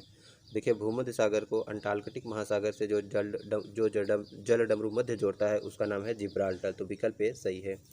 अगला क्वेश्चन है देखिए कि अगला क्वेश्चन है कि संसार का सबसे बड़ा द्वीप ग्रीनलैंड है, वह अभिन्न अंग है अर्थात वह किसका अभिन्न अंग है? विकल्प है नॉर्वे का, विकल्प बी है उत्तरी अमेरिका का, विकल्प सी है डेनमार्क का, विकल्प डी है कनाडा का। तो ये कौन सा सही है? तो देखिए ग्रीनलैंड पर जो है किसका अधिकार है? डेनमार्क का। तो विकल्प सी इसमें सही है। अगला क्वेश्चन है संसार का सबसे बड़ा द्वीप समूह कौन सा देश है? विकल्प है फिलीपींस, विकल्प सी बी है स्वीडन, विकल्प सी है इंडोनेशिया, विकल्प डी है ग्रीनलैंड। तो ये कौन सा सही है? तो देखिए संसार का जो सबसे बड़ा द्वीप समूह है वह है इंडोनेशिया। तो विकल्प सी इसमें सही है। अगला देखिए क्वेश्चन है सू नहर निम्नलिखित में से किसको जोड़ती है? सुपीरियर को मिशिगन से, विकल्प बी है सुपीरियर को ह्यूरन से, विकल्प सी है मिशिगन को ह्यूरन से, विकल्प डी है इरिको ह्यूरॉन से। तो ये कौन सा सही है? ए सही है, बी सही है, सी सही है या डी सही है? तो देखिए सू नहर जो है सुपीरियर झील को ह्यूरन झील से जोड़ती है, तो विकल्प बी इसमें सही है। अगला देखिए क्वेश्चन है कि ग्रेट बैरियर रीफ कहाँ स्थित है? विकल्प ए प्रशांत महासागर, विकल्प बी है अंटार्कटिक महासागर, विकल्प सी है हिंद महासागर और विकल्प डी है जो है आर्कटिक महासागर। तो ये कहाँ कौन सा सही है? तो देखिए ग्रेट बैरियर रीफ जो है कहाँ स्थित है? प्रशांत महासागर में, तो ए सही है। अगला क्वेश्चन है कि संसार का सबसे बड़ा महासागर कौन सा है? विकल्प ए है अंटार्कटिक महासागर, विकल्प बी है आर्कटिक महासागर, विकल्प सी है हिंद महासागर, विकल्प डी है प्रशांत महासागर। तो बताइए कौन सा सही है? तो देखिए संसार का जो सबसे बड़ा महासागर है वह है प्रशांत महासागर, तो विकल्प डी सही है। यस आकृति वाला जो महासागर है वह है अंटार्कटिक महासागर। अगला क्वेश्चन है देखिए एशिया तथा उत्तरी अमेरिका किसके द्वारा पृथक होते हैं? विकल्प है बास जलडमरू मध्य, विकल्प बी है डोवर जलडमरू मध्य, विकल्प सी है बेरिंग जलडमरू मध्य, विकल्प डी है कुक जलडमरू मध्य। तो यह कौन सा सही है? तो देखिए एशिया और उत्तरी अमेरिका जो है एशिया और उत्तरी अमेरिका जो है किसके द्वारा जो है अलग होते हैं? तो बेरिंग जलडमरू मध्य के द्वारा जो है एशिया और जो है यूरोप अलग होते हैं। तो विकल्प जो है एशिया और उत्तरी अमेरिका जो है बेरिंग जलडमरू मध्य द्वारा जो है अलग होते हैं। अगला क्वेश्चन है क्वेश्चन नंबर 91, पाक जलडमरू मध्य किसके बीच स्थित है? भारत पाकिस्तान, विकल्प बी है भारत और बांग्लादेश, विकल्प सी है भारत और म्यांमार, विकल्प डी है श्रीलंका और भारत। तो ये कौन सा सही है? तो देखिए पाक जलडमरू मध्य जो है भारत और श्रीलंका के मध्य स्थित है, तो विकल्प डी सही है। अगला देखिए क्वेश्चन है कि किस देश को 1000 झीलों की भूमि अर्थात लैंड ऑफ 1000 लैक्स कहा जाता है? विकल्प है नॉर्वे, विकल्प बी है कनाडा, विकल्प सी बी का देखिए विकल्प सी है फिनलैंड और विकल्प डी है आयरलैंड। तो ये कौन सा सही है? तो देखिए 1000 झीलों की भूमि जो है किसे कहा जाता है? फिनलैंड को। तो विकल्प जो है बी विकल्प सी सही है। अगला क्वेश्चन है कि सुंडा जलडमरू मध्य किनके बीच स्थित है? विकल्प ए है सुमात्रा और बोर्नियो, विकल्प बी है जावा और सुमात्रा, विकल्प सी है जावा और बोर्नियो, विकल्प सी है सुलावेसी तथा जावा। तो ये कौन सा सही है? तो देखिए सुंडा जो जलडमरू मध्य है यह किसके बीच स्थित है? तो यह जो है जावा और सुमात्रा के बीच में स्थित है, तो विकल्प बी इसमें सही है। अगला क्वेश्चन है पनामा नहर किन दो महासागरों को जोड़ती है? विकल्प है प्रशांत महासागर तथा अंध महासागर को, विकल्प बी है अंध महासागर आर्कटिक महासागर, विकल्प सी है प्रशांत महासागर और हिंद महासागर और विकल्प डी है आर्कटिक महासागर तथा अंध महासागर। तो ये कौन सा सही है? तो देखिए पनामा नहर जो है प्रशांत महासागर को अंध महासागर से जोड़ती है, तो विकल्प जो इसमें सही है वह है ए। अगला क्वेश्चन है क्वेश्चन नंबर 95, देखिए मैरियाना गर्त सर्वाधिक गहरा गर्त है, यह निम्नलिखित में से किस महासागर में स्थित है? अर्थात विश्व का जो सबसे बड़ा गर्त है वह है मैरियाना गर्त और आपको बताना है कि यह किस महासागर में स्थित है। विकल्प है अंध महासागर, विकल्प बी है आर्कटिक महासागर, विकल्प सी है हिंद महासागर और विकल्प डी है जो है प्रशांत महासागर। तो बताइए कौन सा सही है? तो देखिए मैरियाना गर्त जो है किसका हिस्सा है? तो हिंद महासागर प्रशांत महासागर का हिस्सा है, तो विकल्प डी इसमें सही है। अगला क्वेश्चन है मलक्का जलडमरू मध्य किन दो भागों को अलग करता है? विकल्प ए है मलाया प्रायद्वीप इंडोनेशिया का सुमात्रा महाद्वीप, विकल्प बी है अफ्रीका तथा यूरोप, विकल्प सी है भारत और श्रीलंका, विकल्प डी है उत्तरी अमेरिका तथा दक्षिण अमेरिका। तो ये कौन सा सही है? तो देखिए मलक्का जलडमरू मध्य जो है मलाया प्रायद्वीप तथा इंडोनेशिया का सुमात्रा द्वीप को जो है अलग करता है, तो कौन सा विकल्प है? विकल्प ए इसमें सही है। अगला क्वेश्चन है स्वेज नहर जोड़ती है अर्थात स्वेज नहर जो है किसको जोड़ती है? विकल्प है प्रशांत महासागर अंटार्कटिक महासागर, विकल्प बी है भूमध्य सागर को लाल सागर को, विकल्प सी है लेक ह्यूरॉन तथा लेक एरी को, विकल्प डी है लेक एरी और लेक ओंटेरियो को। तो ये कौन सा सही है? देखिए स्वेज नहर जो है भूमध्य सागर को लाल सागर से जोड़ती है, तो विकल्प जो सही है वह है बी। अगला देखिए क्वेश्चन है क्वेश्चन नंबर 98, क्वेश्चन नंबर 98 के भारतीय मानक समय किस रेखांश पर अपनाया गया है? विकल्प ए है 82.5 पहला है 75.5 डिग्री सेल्सियस ईस्ट, विकल्प बी है 82.5 सेल्सियस डिग्री रेखा अर्थात अंश पर, विकल्प सी है 90.5 अंश ईस्ट, विकल्प सी है 0 अंश रेखांश पर। तो ये कौन सा सही है? तो देखिए भारतीय मानक समय जो है 82.5 डिग्री अर्थात 82.5 अंश पर जो है दर्शाया गया है, तो विकल्प बी जो है सही है। अगला क्वेश्चन है कि उत्तर और दक्षिण भारत को कौन सी पर्वत श्रृंखला पृथक करती है? विकल्प है हिमालय, विकल्प बी है पश्चिमी घाट, विकल्प सी है विंध्य, विकल्प डी है सतपुड़ा। तो ये कौन सा सही है? तो देखिए उत्तर और दक्षिण भारत को जो है कौन सी पर्वत श्रृंखला अलग करती है? तो वह है विंध्य। विंध्य पर्वत श्रृंखला जो है उत्तर और दक्षिण भारत को अलग करती है। अगला क्वेश्चन है देखिए दुनिया की दूसरी सबसे ऊंची चोटी केटू निम्नलिखित में से किस पर्वत श्रृंखला का हिस्सा है? विकल्प है जास्कर पर्वत श्रृंखला, विकल्प बी है पूर्वी काराकोरम पर्वत श्रृंखला, विकल्प सी है पीर पंजाल पर्वत श्रृंखला, विकल्प डी है लद्दाख पर्वत श्रृंखला। तो बताइए कौन सा सही है। देखिए दुनिया की जो दूसरी सबसे चोटी है वह केटू ऑस्टिन, और यह जो है पूर्वी काराकोरम पर्वत श्रृंखला का जो है हिस्सा है। तो विकल्प जो सही है वह है बी। अगला क्वेश्चन है, देखिए क्वेश्चन है कि भारतीय तटरेखा की लंबाई लगभग है, अर्थात भारतीय तटरेखा की लंबाई कितनी है। विकल्प है 4900 किलोमीटर, विकल्प बी है 7500 किलोमीटर, विकल्प सी है 5700 किलोमीटर, विकल्प डी है 8300 किलोमीटर। तो ये कौन सा सही है। देखिए भारतीय तटरेखा की जो लंबाई है लगभग वह कितनी है 7500 किलोमीटर। तो विकल्प भी सही है। अगला क्वेश्चन है, किस पर्वत श्रृंखला को सतपुड़ा की रानी कहा जाता है। विकल्प है पंचमढ़ी, विकल्प बी है नीलगिरी, विकल्प सी है महेंद्रगिरी और विकल्प डी है कार्डमम। तो बताइए कौन सा सही है। तो देखिए सतपुड़ा की रानी जो है किसे कहा जाता है, तो सतपुड़ा की रानी जो है पंचमढ़ी को कहा जाता है। तो विकल्प ए इसमें सही है। अगला क्वेश्चन है, देखिए कि मैकाल पर्वत श्रृंखला किस राज्य में स्थित है। विकल्प है उत्तर प्रदेश, विकल्प भी है बिहार, विकल्प सी है राजस्थान, विकल्प डी है छत्तीसगढ़। तो देखिए मैकाल पर्वत श्रृंखला जो है किस राज्य में स्थित है, तो यह जो है छत्तीसगढ़ में स्थित है। तो विकल्प डी सही है। अगला क्वेश्चन है, देखिए जोजिला दर्रा किन दो को जोड़ता है। विकल्प है श्रीनगर और लेह, विकल्प भी है चंबा और स्पीति, विकल्प भी है कालिम्पोंग और लहासा, विकल्प डी है अरुणाचल प्रदेश और लहासा। तो देखिए जोजिला दर्रा जो है श्रीनगर को लेह से जोड़ता है। तो विकल्प जो सही है वह है ए। अगला देखिए क्वेश्चन है, निम्नलिखित में से किस पर्वतमाला को सह्याद्री के नाम से जाना जाता है। विकल्प है सतपुड़ा, विकल्प बी है पश्चिमी घाट, विकल्प सी है पूर्वी घाट, विकल्प डी है अरावली। तो ये कौन सा सही है। तो देखिए सह्याद्री को जो है पश्चिमी घाट को जाना जाता है, तो पश्चिमी घाट को जो है सह्याद्री के नाम से जाना जाता है। तो विकल्प बी जो है इसमें सही है। अगला क्वेश्चन है कि अगला क्वेश्चन है, भारत में किस राज्य में सबसे लंबी तटीय रेखा है। विकल्प है तमिलनाडु, विकल्प बी है आंध्र प्रदेश, विकल्प सी है गुजरात और विकल्प डी है पश्चिम बंगाल। तो ये कौन सा सही है। तो देखिए भारत में जो है सबसे लंबी तटीय रेखा वाला जो राज्य है वह कौन सा है, गुजरात, और सबसे कम जो है वह है गोवा। अगला क्वेश्चन है, देखिए सतपुड़ा पर्वत श्रृंखला ताप्ती तथा किस नदी के बीच स्थित है। विकल्प है नर्मदा, विकल्प बी है बेतवा, विकल्प सी है चंबल, विकल्प डी है गंगा। तो देखिए सतपुड़ा पर्वत जो है ताप्ती और नर्मदा नदी के मध्य में स्थित है। तो विकल्प ए इसमें सही है। अगला क्वेश्चन है, देखिए भारत और नेपाल की संयुक्त नदी घाटी परियोजना कौन सी है। विकल्प है गोमती, विकल्प बी है चंबल, विकल्प सी है दामोदर, विकल्प डी है कोसी। तो ये कौन सा सही है। देखिए भारत और नेपाल की जो संयुक्त नदी घाटी परियोजना है वह है कोसी। तो विकल्प जो है डी सही है। अगला देखिए क्वेश्चन है कि नाथुला दर्रा किस राज्य में स्थित है। तो देखिए नाथुला दर्रा जो है किस राज्य में आपको बताना है। विकल्प है अरुणाचल प्रदेश, विकल्प बी है असम, विकल्प सी है मेघालय और विकल्प जो डी है वह है सिक्किम। तो ये कौन सा सही है। तो देखिए नाथुला दर्रा जो है सिक्किम में स्थित है। तो विकल्प डी इसमें सही है।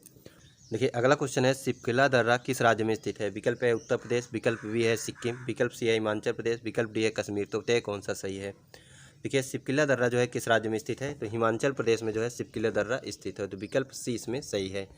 अगला क्वेश्चन है, देखिए लीपू लेख दर्रा किस राज्य में स्थित है। विकल्प है उत्तराखंड, विकल्प बी है अरुणाचल प्रदेश, विकल्प सी है मेघालय, विकल्प डी है केरल। तो बताइए कौन सा सही है। देखिए लीपू लेख दर्रा जो है किस राज्य में स्थित है, तो यह जो है उत्तराखंड में जो है स्थित है। तो विकल्प ए इसमें सही है। अगला देखिए क्वेश्चन है कि रोहतांग दर्रा किस राज्य में स्थित है। तो देखिए रोहतांग दर्रा आपको बताना है किस राज्य में स्थित है। विकल्प है अरुणाचल प्रदेश, विकल्प बी है हिमाचल प्रदेश, विकल्प सी है सिक्किम, विकल्प डी है मिजोरम। तो बताइए कौन सा सही है। देखिए रोहतांग दर्रा जो है किस राज्य में स्थित है, तो रोहतांग दर्रा जो है हिमाचल प्रदेश में स्थित है। तो विकल्प भी सही है। अगला क्वेश्चन है, माना और नीति दर्रा किस राज्य में स्थित है। विकल्प है केरल, विकल्प बी है उत्तराखंड, विकल्प सी है लद्दाख, विकल्प डी है महाराष्ट्र। तो ये कौन सा सही है। देखिए माना और नीति दर्रा जो है किस राज्य में स्थित है, तो उत्तराखंड में स्थित है। तो विकल्प भी सही है। अगला देखिए क्वेश्चन है, बहनियाल दर्रा किस राज्य में स्थित है। विकल्प है लद्दाख, विकल्प है हिमाचल प्रदेश, विकल्प सी है जम्मू कश्मीर, विकल्प डी है सिक्किम। तो ये कौन सा सही है। देखिए बहनियाल दर्रा जो है किस राज्य में स्थित है, तो यह जो है केंद्र शासित प्रदेश जम्मू कश्मीर में स्थित है। तो विकल्प सी सही है। अगला क्वेश्चन है, देखिए दुधवा राष्ट्रीय उद्यान किस राज्य में है। विकल्प है बिहार, विकल्प बी है उत्तर प्रदेश, विकल्प सी है उत्तराखंड, विकल्प डी है हरियाणा। तो ये कौन सा सही है। देखिए दुधवा राष्ट्रीय उद्यान जो है किस राज्य में स्थित है, तो यह जो है उत्तर प्रदेश में स्थित है। तो विकल्प बी इसमें सही है। अगला देखिए क्वेश्चन है कि रेड क्लिफ रेखा कौन सी है। विकल्प है अमेरिका कनाडा सीमा, विकल्प बी है भारत चीन सीमा, विकल्प सी है भारत पाकिस्तान सीमा, विकल्प डी है रूस और फिनलैंड की सीमा। तो बताइए कौन सा सही है। तो देखिए रेड क्लिफ रेखा जो है वह किसके किसके बीच में स्थित है, तो भारत और पाकिस्तान के बीच में स्थित है। तो विकल्प सी जो है इसमें सही है। यदि बात कीजिए भारत और चीन के बीच में कौन सी सीमा है, तो मैकमोहन रेखा जो है भारत और चीन की सीमा पर स्थित है। अगला क्वेश्चन है, देखिए कि डूरंड लाइन किसके साथ सीमा निर्धारित करती है। विकल्प है क्वेश्चन है कि डूरन लाइन किसके साथ भारत की सीमा निर्धारित करती है? विकल्प ए है अफगानिस्तान, विकल्प बी है बर्मा, विकल्प सी है नेपाल, विकल्प डी है तिब्बत। तो ये कौन सा सही है? तो देखिए डूरन लाइन जो है भारत की सीमा जो है किसके साथ निर्धारित करती है? अफगानिस्तान के साथ। तो विकल्प ए इसमें सही है। अगला क्वेश्चन है देखिए भारत के निम्नलिखित राज्यों में से किसके तीनों तरफ अंतर्राष्ट्रीय सीमाएं हैं? विकल्प ए है असम, विकल्प बी है पश्चिम बंगाल, विकल्प सी है नागालैंड, विकल्प डी है त्रिपुरा। तो ये कौन सा सही है? तो देखिए त्रिपुरा के जो है तीनों तरफ अंतर्राष्ट्रीय सीमाएं हैं और यह जो है किसके साथ अंतर्राष्ट्रीय सीमा बनाती है? तो यह जो है बांग्लादेश के साथ जो है अंतर्राष्ट्रीय सीमा बनाती है और बांग्लादेश से जो है तीनों तरफ से यह घिरी है। अगला देखिए क्वेश्चन है क्वेश्चन नंबर 119। क्वेश्चन नंबर 119 है किस अनुच्छेद के तहत चुनाव के अधीक्षण निर्देशन नियंत्रण निर्वाचन आयोग में निहित होगा? तो अनुच्छेद जो है 324 में यह दिया गया है कि निर्वाचन आयोग का जो उल्लेख है वह अनुच्छेद 324 में दिया गया है। अनुच्छेद 56 में जो है राष्ट्रपति का जो है कि कितने आयु वर्ग तक जो है राष्ट्रपति बने रहेंगे, अर्थात राष्ट्रपति के कार्यकाल का उल्लेख अनुच्छेद 56 में दिया गया है। अनुच्छेद 72 में राष्ट्रपति को क्षमादान की शक्ति दी गई है और अनुच्छेद 165 में जो है महाधिवक्ता का उल्लेख किया गया है। जिस प्रकार से महान्यायवादी का उल्लेख भारतीय संविधान के अनुच्छेद 76 में किया गया है, ठीक उसी प्रकार से महाधिवक्ता का उल्लेख भारतीय संविधान के अनुच्छेद 165 में किया गया है।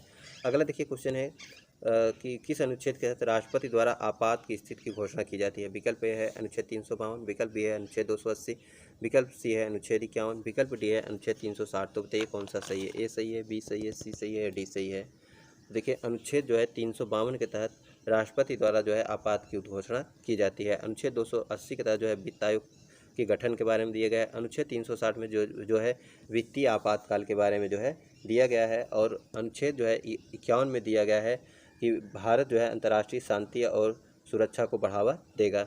अगला क्वेश्चन है देखिए 121 किस अनुच्छेद के तहत राज्यों में संवैधानिक तंत्र विफल हो जाने की दशा में राष्ट्रपति शासन का उल्लेख किया गया है? तो देखिए संवैधानिक तंत्र विफल हो जाने की दशा में जो है राष्ट्रपति शासन लगाया जाता है। तो आपको बताना है किस अनुच्छेद के तहत। विकल्प है अनुच्छेद 368, विकल्प बी है अनुच्छेद 350, अनुच्छेद बी है विकल्प बी है अनुच्छेद 50, विकल्प सी है अनुच्छेद 356, विकल्प डी है अनुच्छेद 148। तो कौन सा सही है? तो देखिए अनुच्छेद 356 के तहत जो है राज्य में संवैधानिक तंत्र विफल हो जाने के पश्चात जो है राष्ट्रपति शासन लगाया जाता है। अनुच्छेद 50 में क्या दिया गया है? कार्यपालिका और न्यायपालिका का जो है अलगाव, अर्थात न्यायपालिका और कार्यपालिका का जो है जो अलग अलग होने की जो दिया गया है वह इसी में दिया गया है, कार्यपालिका से जो है न्यायपालिका का पृथक्करण। विकल्प और अनुच्छेद 368 में दिया गया है जो है संविधान संशोधन से संबंधित है।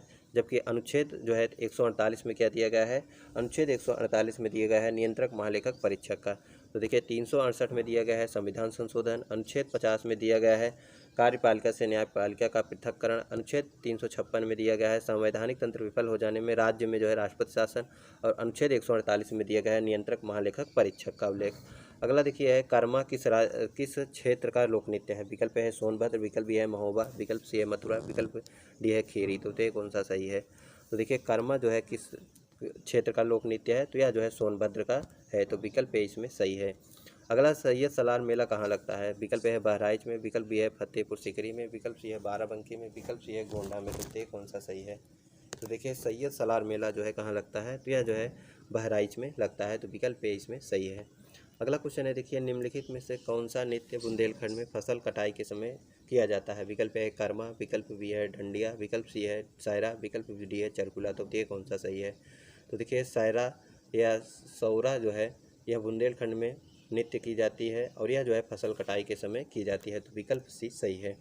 अगला देखिए क्वेश्चन है उत्तर प्रदेश का राजकीय पुष्प है? विकल्प है टेसू, विकल्प बी है गुलाब, विकल्प सी है नीलकमल, विकल्प डी है चंपा। तो ये कौन सा सही है? तो देखिए उत्तर प्रदेश का जो राजकीय पुष्प है वह क्या है? टेसू। तो विकल्प जो सही है वह है ए। अगला देखिए उत्तर प्रदेश का राजकीय पक्षी है? विकल्प है सारस, विकल्प बी है तोता, विकल्प सी है मोर, विकल्प डी है कोयल। तो ये कौन सा सही है? देखिए उत्तर प्रदेश का जो राजकीय पक्षी है वह कौन सा है? सारस। तो विकल्प ए इसमें सही है। अगला क्वेश्चन है कि जीव विज्ञान की वह शाखा जिसमें कोशिका का अध्ययन किया जाता है वह कहलाती है? अर्थात जीव विज्ञान की वह शाखा जिसके अंतर्गत जो है कोशिका का अध्ययन किया जाता है उसे क्या कहा जाता है? विकल्प ए है साइटोलॉजी, विकल्प बी है हिस्टोलॉजी, विकल्प सी है जो है साइकोलॉजी, विकल्प डी है फिजियोलॉजी। तो ये कौन सा सही है? तो देखिए कोशिका का अध्ययन जो है किसके अंतर्गत किया जाता है, साइटोलॉजी के अंतर्गत, तो विकल्प ए इसमें सही है। अगला देखिए क्वेश्चन है कि रॉबर्ट हुक ने कोशिका की खोज उन्होंने किसमें देख के की थी। विकल्प ए है प्याज की झिल्ली, विकल्प बी है पतली कार के टुकड़े, विकल्प सी है तालाब के जल, विकल्प डी है कोई विकल्प नहीं। तो देखिए रॉबर्ट हुक ने कोशिका की खोज की थी और उन्होंने जो है किसको देख के जो है की थी, तो पतली कार के टुकड़े को, तो विकल्प जो सही है वह है ए बी। अगला क्वेश्चन है देखिए कि निम्नलिखित में से कोशिका का ऊर्जा घर कौन कहलाता है। विकल्प ए है गाल्जी बॉडी, विकल्प बी है माइटोकॉन्ड्रिया, विकल्प सी है राइबोसोम, विकल्प डी है लाइसोसोम, तो बताइए कौन सा सही है। तो देखिए कोशिका का ऊर्जा घर अर्थात कोशिका का पावर हाउस जो है किसे कहा जाता है, माइटोकॉन्ड्रिया को, तो विकल्प जो है बी सही है। अगला देखिए क्वेश्चन है जीवाणुओं की खोज किसने की थी। विकल्प है एंटोनियो वान ल्यूवेनहुक, विकल्प बी है वेला रूस, विकल्प सी है ह्यूगो डी वेरिस, विकल्प डी है रॉबर्ट ब्राउन, तो ये कौन सा सही है। तो देखिए जीवाणुओं की खोज जो है एंटोनियो वान ल्यूवेनहुक ने जो है की थी, तो विकल्प ए इसमें सही है। अगला क्वेश्चन है हर्पेटोलॉजी किससे संबंधित है। विकल्प ए है सरीसृप और उभयचरों का अध्ययन, विकल्प बी है मछलियों का अध्ययन, विकल्प सी है पक्षियों का अध्ययन, विकल्प सी है डी है कीड़ों का अध्ययन। देखिए हर्पेटोलॉजी जो है किससे संबंधित है, तो यह जो है सरीसृप और उभयचरों का अध्ययन से संबंधित है, तो विकल्प ए जो है इसमें सही है।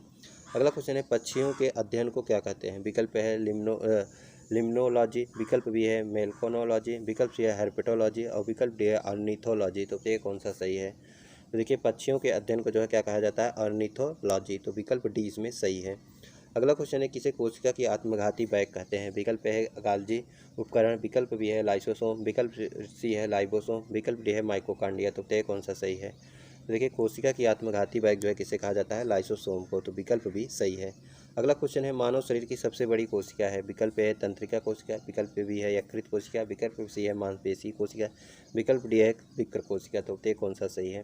तो देखिए मानव शरीर की जो सबसे बड़ी कोशिका है वह कौन सी है, तंत्रिका कोशिका, तो विकल्प ए इसमें सही है। अगला देखिए क्वेश्चन कौन सा प्रोटीन नाखूनों में पाया जाता है। विकल्प है हिस्टोन, विकल्प ए है केरोटीन, विकल्प सी है एलास्टिन, विकल्प डी है एक्टिन, तो ये कौन सा सही है।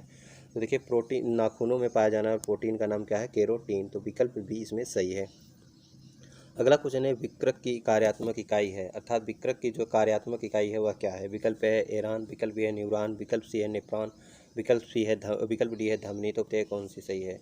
तो देखिए विकृत की जो कार्यात्मक इकाई होती है वह क्या होती है, नेफ्रॉन, तो विकल्प जो सही है वह है सी। अगला देखिए क्वेश्चन है मानव शरीर की सबसे छोटी हड्डी है। विकल्प ए कार्पल्स, विकल्प बी है फीमर, विकल्प बी है खूनी की हड्डी, विकल्प सी है स्टेपीज, तो ये कौन सा सही है।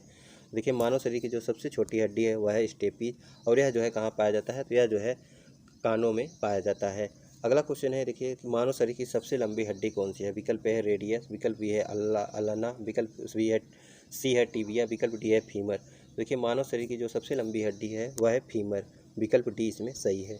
अगला देखिए क्वेश्चन है मानव शरीर की सबसे मजबूत हड्डी कहाँ उपस्थित होती है। विकल्प है जांघों में, विकल्प बी है बाहों में, विकल्प सी है जबड़े में, विकल्प डी है गले में, तो बताइए कौन सा सही है। देखिए मानव शरीर की जो सबसे मजबूत हड्डी होती है वह कौन सी होती है, जांघों में, तो विकल्प ए इसमें सही है। अगला देखिए क्वेश्चन है कि शरीर की सबसे बड़ी अंतःस्रावी ग्रंथि कौन सी है। विकल्प है थायराइड, विकल्प बी है पैराथायराइड, विकल्प सी है अधिविकृत, विकल्प डी है पीयूष, तो ये कौन सा सही है।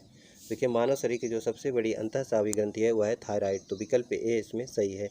अगला क्वेश्चन है कौन सी ग्रंथि बाह्यस्रावी तथा अंतःस्रावी दोनों की तरह कार्य नहीं करती है। विकल्प है पीयूष ग्रंथि, विकल्प बी है अग्नाशय, विकल्प सी है विकृत, विकल्प डी है विसरण, तो ये कौन सा सही है। तो देखिए कौन सी देखिए बाह्यस्रावी और अंतःस्रावी का दोनों जो कार्य नहीं करती है वह पीयूष ग्रंथि, बाकी अग्नाशय विकृत और वृषण जो है अंतःस्रावी और बाह्यस्रावी दोनों की तरह कार्य करती हैं। अगला देखिए क्वेश्चन है मानव शरीर की सबसे बड़ी मिश्रित स्रावी ग्रंथि कौन सी है। विकल्प है थाइमस, विकल्प बी है यकृत, विकल्प सी है अग्नाशय, विकल्प डी है प्लीहा, तो बताइए कौन सा सही है। तो देखिए मानव शरीर की जो सबसे बड़ी मिश्रित स्रावी ग्रंथि है वह कौन सी है, अग्नाशय, तो विकल्प सी इसमें सही है। अगला क्वेश्चन है सामान्य मनुष्य में कुल कितने गुणसूत्र होते हैं। विकल्प है 23, विकल्प बी है 46, विकल्प सी है 22, विकल्प डी है 48, तो ये कौन सा सही है। तो देखिए मानव शरीर में जो है कुल जो है 23 जोड़े अर्थात कुल 46 जो है गुणसूत्र होते हैं, तो विकल्प भी सही है। अगला क्वेश्चन है कि हिंदू मुस्लिम एकता का प्रतीक सुलह कुल उत्सव का आयोजन किया जाता है अर्थात किस जगह किया जाता है। विकल्प है आगरा में, विकल्प बी है अलीगढ़ में, विकल्प सी है बाराबंकी में, विकल्प डी है इटावा में, तो बताइए कौन सा सही है। देखिए हिंदू मुस्लिम एकता का प्रतीक सुलह कुल उत्सव जो है कहाँ मनाया जाता है, तो यह आगरा में मनाया जाता है, तो विकल्प ए इसमें सही है। अगला क्वेश्चन है निम्नलिखित में से कौन सा सम्मिलित नहीं है। विकल्प है आल्हा बुंदेलखंड, विकल्प बी है बिरहा पूर्वांचल, विकल्प सी है चैता रुहेलखंड और विकल्प डी है कजरी अवध, तो ये कौन सा सही है। तो देखिए आल्हा बुंदेलखंड में मनाया जाता है, ये भी सही है। पूर्वांचल में बिरहा, ये भी सही है। चैता रुहेलखंड में सही है। कजरी जो है यह अवध में न होके यह जो है पूर्वांचल और खास के जो है सोनभद्र साइड मनाया जाता है, तो विकल्प डी इसमें सही है। अगला क्वेश्चन है बांदीपुर राष्ट्रीय उद्यान भारत के किस राज्य में है? विकल्प ए तमिलनाडु, विकल्प बी है छत्तीसगढ़, विकल्प सी है उड़ीसा, विकल्प बी है कर्नाटक। तो बताइए कौन सा सही है। तो देखिए बांदीपुर राष्ट्रीय उद्यान जो है कहाँ पर स्थित है? तो यह जो है कर्नाटक में स्थित है। अगला क्वेश्चन है देखिए दाचिगम अभ्यारण्य कहाँ स्थित है? विकल्प है जम्मू कश्मीर, विकल्प बी है असम, विकल्प सी है छत्तीसगढ़, विकल्प डी है कर्नाटक। तो बताइए कौन सा सही है। तो देखिए दाचिगम राष्ट्रीय उद्यान जो है जम्मू कश्मीर केंद्र शासित प्रदेश में स्थित है, तो विकल्प ए इसमें सही है। अगला क्वेश्चन है 1973 में प्रोजेक्ट टाइगर की शुरुआत किस राष्ट्रीय उद्यान में की गई? विकल्प ए है भीतरकनिका, विकल्प बी है जिम कॉर्बेट, विकल्प सी है संजय गांधी, विकल्प डी है सुंदरवन। तो बताइए कौन सा सही है। देखिए प्रोजेक्ट टाइगर की शुरुआत 1973 ईस्वी में की जाती है और कहाँ से की जाती है? तो जिम कॉर्बेट राष्ट्रीय उद्यान से, और यह जो है कहाँ स्थित है? तो यह जो है उत्तराखंड में स्थित है। अगला देखिए क्वेश्चन है कि प्रसिद्ध गिर वन कहाँ स्थित है? विकल्प ए है मैसूर, विकल्प बी है गुजरात, विकल्प सी है कश्मीर, विकल्प डी है केरल। तो बताइए कौन सा सही है। देखिए गिर राष्ट्रीय उद्यान जो है कहाँ स्थित है? तो यह जो है गुजरात में स्थित है, तो विकल्प बी सही है। अगला क्वेश्चन है विश्व का एकमात्र तैरता हुआ राष्ट्रीय उद्यान किसे माना जाता है? विकल्प ए किश्तवाड़ राष्ट्रीय उद्यान, विकल्प बी है कंचनजंगा राष्ट्रीय उद्यान, विकल्प सी है कैबुल लामजाओ राष्ट्रीय उद्यान, विकल्प डी है खीरगंगा राष्ट्रीय उद्यान। तो बताइए कौन सा सही है। देखिए विश्व का एकमात्र तैरता हुआ राष्ट्रीय उद्यान जो है किसे माना जाता है? कैबुल लामजाओ को। तो विकल्प जो सही है वह है सी। अगला क्वेश्चन है और यह कहाँ स्थित है? तो यह जो है मणिपुर में स्थित है। अगला क्वेश्चन है भारत का सबसे बड़ा बाघ अभ्यारण्य टाइगर कौन सा है? विकल्प है पेंच, विकल्प बी है मानस, विकल्प सी है नागार्जुन, विकल्प डी है कार्बेट। तो बताइए कौन सा सही है। देखिए भारत का जो सबसे बड़ा टाइगर रिजर्व है वह कौन सा है? नागार्जुन। तो विकल्प सी इसमें सही है। क्वेश्चन है एकमात्र अभ्यारण्य जहाँ कश्मीरी महामृग पाया जाता है? तो विकल्प ए है कान्हा, विकल्प बी है दाचिगम, विकल्प सी है गिर, विकल्प डी है मधुमलाई। तो बताइए कौन सा सही है। तो देखिए कश्मीरी महामृग जो है कहाँ पाया जाता है? दाचिगम में, और यह जो है कहाँ स्थित है? तो यह जो है जम्मू कश्मीर के शासित प्रदेश में स्थित है। अगला और अंतिम क्वेश्चन है कि नामदफा नेशनल पार्क है, अर्थात नामदफा नेशनल पार्क कहाँ स्थित है? विकल्प है मिजोरम, विकल्प बी है त्रिपुरा, विकल्प सी है मणिपुर, विकल्प डी है अरुणाचल प्रदेश। तो बताइए कौन सा सही है। तो देखिए नामदफा नेशनल पार्क जो है कहाँ स्थित है? अरुणाचल प्रदेश में। तो विकल्प डी सही है। ये रही आज की हमारी क्लास। यदि ये क्लास आप लोग को पसंद आई हो तो लाइक करें, और जो भी साथी भी चैनल पर नए हैं तो चैनल को सब्सक्राइब करें तथा अपने मित्रों को भी बताएँ। यदि आप लोग को ये क्लास अच्छी लगी हो तो कमेंट बॉक्स में बताएं, जिससे हम अगला वीडियो जो है जल्द से जल्द आप लोग को एक लेके आएँ जीएस के संबंधित। तो मिलते हैं एक और क्लास के साथ।